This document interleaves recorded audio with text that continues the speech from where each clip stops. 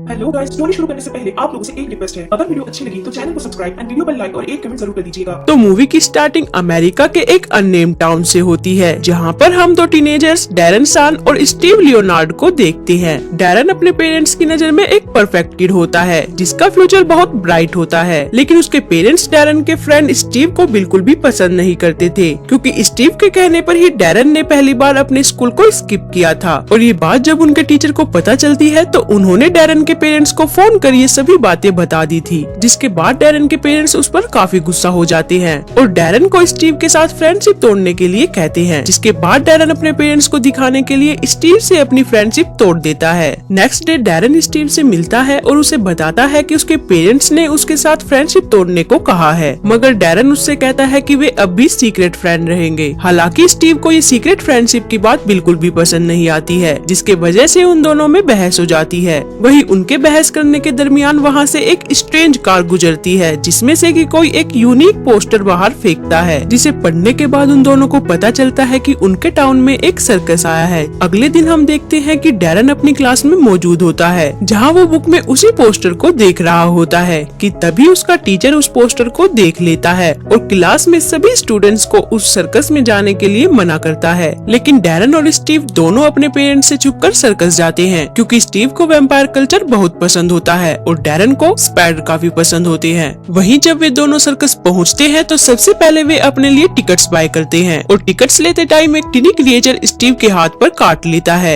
वहीं उसके बाद वे दोनों सर्कस के अंदर जाते हैं, जहां उन्हें सर्कस के कैप्टन मिस्टर टोल मिलते हैं, जो कि उन दोनों से कुछ क्वेश्चन करते हैं, जिसके बाद मिस्टर टोल उन्हें अंदर आने देता है। वहीं आगे अब मिस्टर टोल शो की ओपनिंग में डिफरेंट फ्रीक्स को इंट्रोड्यूस कराते हैं, जिसमें कि वुल्फमैन, रीजनरेशन क्वीन कोरमा लिम्स और द स्नेक बॉय एब्रा शामिल होते हैं। उन सभी फ्रीक्स के बाद स्टेज पर मैडम ट्रुस्का आती है, जिसके पास फ्यूचर देखने की एबिलिटी होती है। वही शो के दौरान ट्रुस्का डैरन को अपने असिस्टेंट के लिए चूज करती है, लेकिन जैसे ही ट्रुस्का डैरन को टच करती है तो उसे कुछ मिसफॉर्चून दिखाई देता है और प्रोफेसी के एंड होने के बाद ट्रुस्का के पूरे फेस पर बियर्ड आ जाती है, जिसके बाद वो अपनी बियर्ड को शेव कर लेती है और अपने फ्रेंड लार्टन क्रिप्सली के पास जाती है, जहाँ वो क्रिप्सली से जल्द इस टाउन को छोड़ने के लिए कहती है और बताती है कि उसे लगता है कि यहाँ पर कुछ बुरा होने वाला है। मगर क्रिप्सली उसकी बातों पर ज्यादा ध्यान नहीं देता और अपने स्पाइडर मैडम ओक्टा के साथ स्टेज पर चला जाता है और स्टेज पर क्रिप्सली स्पाइडर को अपनी फ्लूट से कंट्रोल करता है, जिसके दरमियान स्टीव क्रिप्सली की रियल आइडेंटिटी को पहचान जाता है कि वो एक वैम्पायर है और इतने में ही वो स्पाइडर डैरन के ऊपर आ जाता है। वो स्पाइडर डैरन को बहुत पसंद आता है, लेकिन जब वो इस स्पाइडर को देख रहा होता है तो तभी वहाँ क्रिप्सली आ जाता है, जो कि डैरन से अपने स्पाइडर वापस मांगता है और साथ ही उन्हें कहता है कि वैम्पायर्स रियल में नहीं होते हैं और अगर होते भी तो जिन्हें उनके बारे में पता होता उन्हें वे कब का मार चुके होते।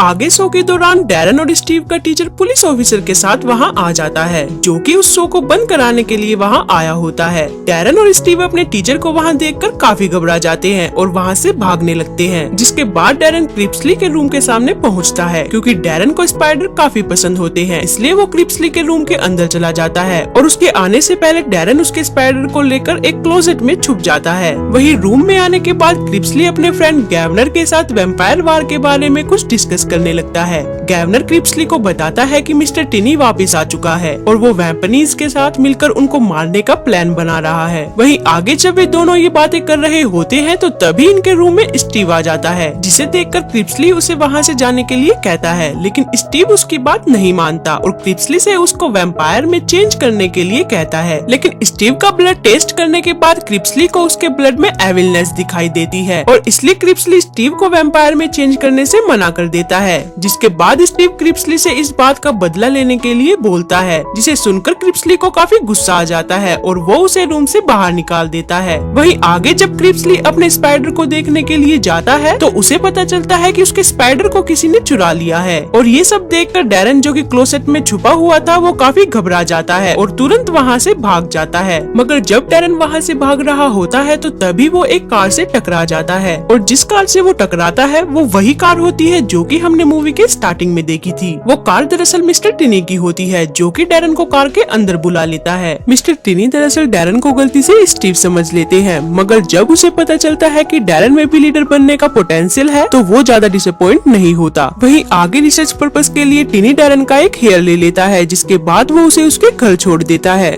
नेक्स्ट डे हम डैरन को देखते हैं जो कि उस स्पाइडर को अपने साथ स्कूल में ले आता है और स्कूल में स्टीव उस स्पाइडर को देख लेता है जो कि स्पाइडर हेटर होता है। इसके बाद वो डैरन से स्पाइडर को देखने के लिए उसका केज मांगता है, लेकिन स्टीव उसे गलती से नीचे गिरा देता है, जिसके कारण वो स्पाइडर केज से निकलकर भाग जाता है। उस स्पाइडर को भागता हुआ देखकर डैरन फ्लूट की मदद से उसे कंट्रोल करने की कोशिश करता है, लेकिन उस स्पाइडर की वजह से वहाँ भगदड़ मच जाती है, जिसके कारण डैरन की फ्लूट नीचे गिर जाती है। वहीं अब स्टीव उस स्पाइडर को पकड़ने की कोशिश करता है, जिसके दरमियान वो स्पाइडर उसे काट लेता है और उस स्पाइडर के काटते ही स्टीव तुरंत बेहोश हो जाता है। स्टीव को बेहोश देखकर डैरन काफी घबरा जाता है और तुरंत क्रिप्सली के पास एंटीडोट लेने के लिए चला जाता है। वहीं जब डैरन क्रिप्सली के पास जाता है तो क्रिप्सली डैरन पर उसके स्पाइडर चुराने की वजह से काफी गुस्सा होता है, लेकिन जब क्रिप्सली को पता चलता है कि मिस्टर टिनी डैरन के पीछे है तो वो उसकी मदद करने के लिए तैयार हो जाता है, मगर इसके बदले वो डैरन को उसका असिस्टेंट बनने के लिए कहता है, यानी उसे आधा वैम्पायर बनने के लिए कहता है, जिस पर कि डैरन उससे पूछता है कि उसे आधा वैम्पायर बनने के लिए क्या करना होगा। तो तब क्रिप्सली उसे बताता है कि उसे आधा वैम्पायर बनने के लिए उसके साथ अपना ब्लड एक्सचेंज करना होगा और साथ ही पूरी दुनिया से अपना नाता तोड़ना होगा, जिसका मतलब उसे अपनी फैमिली और फ्रेंड से सभी संबंध तोड़ने होंगे।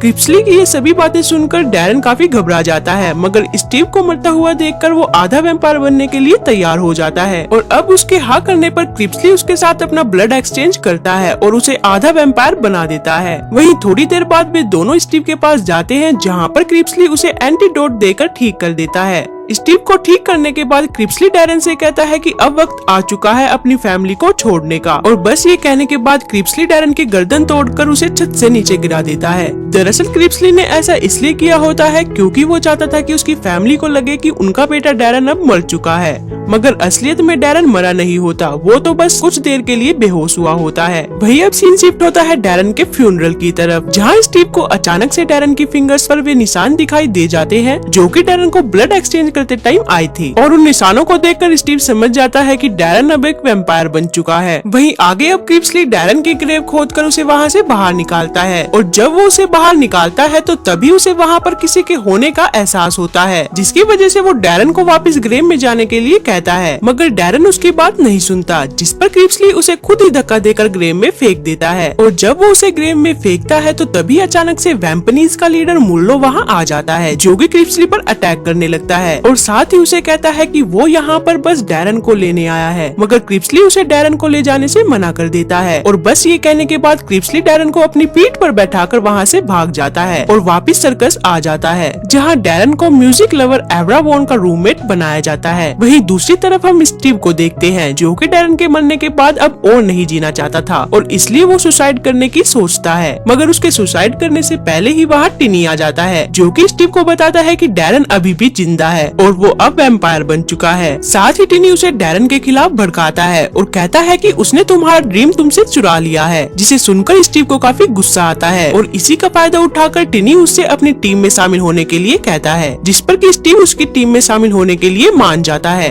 दूसरी तरफ डैरन अब धीरे धीरे अपनी वैम्पायर सुपर पावर्स को यूज करने की कोशिश करता है, लेकिन इसी बीच डैरन स्टीव के लिए बहुत वरीड होता है, जिसकी वजह से वो एक रात स्टीव को कॉल करता है, मगर जब वो उसे कॉल लगा रहा होता है तो तभी वहाँ क्रिप्सली आ जाता है, जो कि डैरन से उसका फोन लेकर उसे तोड़ देता है और उसे बहुत केयरफुल रहने के लिए कहता है। वहीं जब क्रिप्सली डैरन को ये बातें समझा रहा होता है तो तभी वहाँ मिस्टर टिनी की कार आती है, जिसे देखकर क्रिप्सली डैरन को एवरा के पास टेंट में जाने के लिए बोलता है। दरअसल मिस्टर टिनी डैरन को लेने के लिए वहाँ आया था, मगर क्रिप्सली और मिस्टर टोल के मना कर देने की वजह से वो वहाँ से चला जाता है, लेकिन जाने से पहले वो उन्हें इनडायरेक्टली एक वार्निंग दे जाता है। वही सीन चेंज होता है अब स्टीव की तरफ, जो कि अब वैम्पनीज के बीच रह रहा होता है, जहाँ मुल्लो उसे एक वैम्पनीज बना देता है और वैम्पनीज बनने के बाद स्टीव काफी पावरफुल हो जाता है। वहीं दूसरी तरफ डैरन अब क्रिप्सली के साथ मिलकर लड़ाई करने के तौर तरीके सीख रहा होता है, जिसके दरमियान क्रिप्सली देखता है कि डैरन के ब्लड ना पीने की वजह से वो काफी कमजोर हो चुका है। डैरन को कमजोर देखकर क्रिप्सली उसे ब्लड पीने के लिए कहता है, मगर डैरन ब्लड पीने से मना कर देता है, जिसकी वजह से क्रिप्सली उसे काफी समझाता है और फाइनली वो ब्लड पीने के लिए तैयार हो जाता है। वहीं क्रिप्सली और डैरन जब ब्लड ढूंढने के लिए जाते हैं तो रास्ते में क्रिप्सली डैरन को उसकी स्टोरी बताता है कि कैसे वैम्पायर 2 पार्ट्स में डिवाइड हो गए, और जब से वैम्पायर्स 2 पार्ट्स में डिवाइड हुए हैं तब से वे दोनों डिफरेंट टाइप से लोगों का ब्लड पीते हैं। क्रिप्सली उसे बताता है कि वैम्पायर्स लोगों का थोड़ा सा ब्लड पीकर उन्हें छोड़ देते हैं, मगर वेम्पनीज ब्लड पीने के लिए लोगों को मार देते हैं। साथ ही क्रिप्सली उसे ये भी कहता है कि वेम्पायर और वेम्पनीज पिछले 100 सालों से साथ में पीसफुली रह रहे हैं, लेकिन टिनी हमेशा इन दोनों ग्रुप्स के बीच लड़ाई करवाने की सोचता है। वही इन सभी बातों के दौरान क्रिप्सली डैरन के लिए एक आदमी को बेहोश कर देता है और डैरन से उसका थोड़ा ब्लड पीने के लिए कहता है, मगर डैरन से चाहकर भी ऐसा नहीं किया जाता और वो ब्लड पीने से मना कर देता है, जिसे देखकर क्रिप्सली उसे कहता है कि अगर तुम ब्लड नहीं पियोगे तो तुम जल्द ही मर जाओगे। और बस ये कहने के बाद वो वहाँ से चला जाता है। वही उसी रात वेम्पनीज सर्कस पर अटैक कर देते हैं और उन वेम्पनीज को वहाँ देखकर क्रिप्सली डैरन को कहीं दूर छुपा देता है ताकि वे उसे ढूंढ न सके। वे वेम्पनीज जब डैरन को ढूंढने में नाकामयाब हो जाते हैं तो वे उसके बदले एवरा को घायल कर देते हैं और रेबेका को पकड़कर अपने साथ ले जाते हैं। रेबेका दरअसल डैरन की बेस्ट फ्रेंड होती है जो कि एक मंकी गर्ल है। वहीं अगले दिन जब डैरन वापस सर्कस में आता है तो एवरा उसे ये सभी बातें बता देता है और साथ ही उसे ये भी कहता है कि उन्होंने उसे वापस घर आने के लिए कहा है। एवरा की ये सभी बातें सुनकर डैरन तुरंत रेबेका को बचाने के लिए वहाँ से निकल जाता है, मगर जाने से पहले वो ओक्टा के पास क्रिप्सली के लिए अपना एक मैसेज छोड़ जाता है। आगे हम देखते हैं कि जब डैरन अपने घर पहुँचता है तो उसे वहाँ पता चलता है कि उन वेम्पनीज ने उसकी पूरी फैमिली को किडनैप कर लिया है और साथ ही उन्होंने वहाँ डैरन के लिए एक मैसेज छोड़ा होता है जिस पर कि उसे सर्क डू फ्रीक आने के लिए कहा होता है। सर्क डू फ्रीक दरअसल वही जगह होती है जहाँ पर डैरन और स्टीव उन फ्रीक्स का शो देखने के लिए गए थे। वहीं दूसरी तरफ क्रिप्सली को अब ओक्टा के थ्रू डैरन का मैसेज मिलता है, जिसे सुनकर वो तुरंत डैरन को बचाने के लिए वहाँ से निकल जाता है। वहीं डैरन अब उस जगह पहुँच जाता है जहाँ उसकी मुलाकात स्टीव और मुर्लो से होती है, जो कि उसे उसकी फैमिली या रेबेका में से किसी एक को चूज करने के लिए कहता है। मगर स्टीव की ये बात सुनकर डैरन को काफी गुस्सा आ जाता है और वो स्टीव का कॉलर पकड़ लेता है, लेकिन ब्लड न पीने की वजह से डैरन काफी कमजोर होता है, जिसकी वजह से स्टीव उसे इजीली दूर फेंक देता है। और जब स्टीव और डैरन लड़ रहे होते हैं तो इसी बीच वहाँ क्रिप्सली आ जाता है, जो कि मुर्लो पर हमला कर देता है। और अब उनकी लड़ाई के दरमियान रेबेका अपनी टेल का यूज करते हुए उस रस्सी को खोल देती है, जिसके बाद वो डैरन को एक सेफ प्लेस पर ले जाती है जहाँ वो डैरन से उसका थोड़ा ब्लड पीने के लिए कहती है, मगर डैरन उसकी बात नहीं मानता, जिसकी वजह से रेबेका उसे समझाती है और कहती है कि इंसान होना ये नहीं है कि तुम क्या हो, बल्कि ये है कि तुम कौन हो। जिसे सुनकर डैरन फाइनली ब्लड पीने के लिए मान जाता है और अब ब्लड पीने के बाद डैरन में काफी पावर आ जाती है।